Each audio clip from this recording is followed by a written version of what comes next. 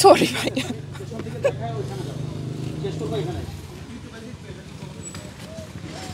একটা পরিবার ছিল। আপু যখন এখানে টিচার হলেন আমাদের সবার ভিতরে খুবই আনন্দ কাজ করছিল যে না আমি এখানে 45 ব্যাচের স্টুডেন্ট। আমি চাকরি করছি বর্তমানে মহাখালী ICT DRB-তে একজন রিসার্চার হিসেবে। আমার হলের বড় আপু তো আসলে সকালবেলা এই ঘটনাটা শুনে সরি ভাইয়া,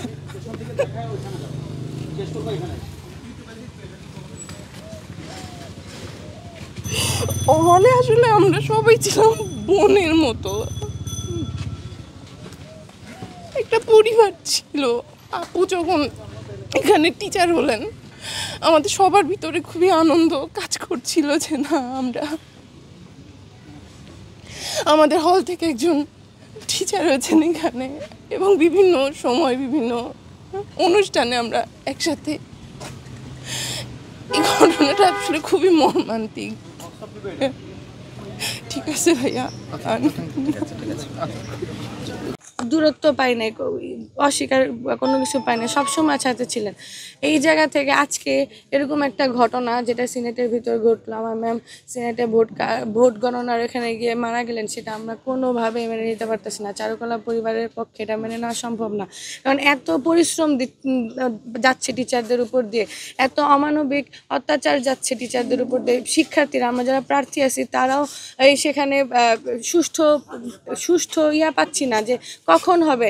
একটা ভোট গণনার জন্য 2 দিন লাগে না। ঢাকা ইউনিভার্সিটিতে ওই যেদিন ডাকসু হয়েছে সেদিন রাত্রেই ফলাফল এসে গেছে, কিন্তু আজকে হল সংসদের এখনও ফলাফল বাকি। সেন্ট্রালেরটা কখন করবে জানি না। এত লেন্দি প্রসেস একজন মানুষের, সুস্থ মানুষের পক্ষে প্রসেস করা সম্ভব না। একটা মানুষ অসুস্থ হয়ে যাবে, এটা স্বাভাবিক। আর সেখানে ওনার উপর দিয়ে কী পরিমাণ প্রেশার গেলে আমরা ওনাকে হারিয়ে ফেলি, সেটা আমি আসলে বোঝাতে পারবো না। আমরা চারুকলা পরিবার, চারুকলার প্রত্যেকটা স্টুডেন্ট ম্যাডামের খুব কাছের ছিল। আমাদের শেষ কোর্স চলতেছিল ডিপার্টমেন্টের, যে এই কোর্স হলেই আমরা হয়তো ফাইনালে বসতে পারবো কোনো কিছু।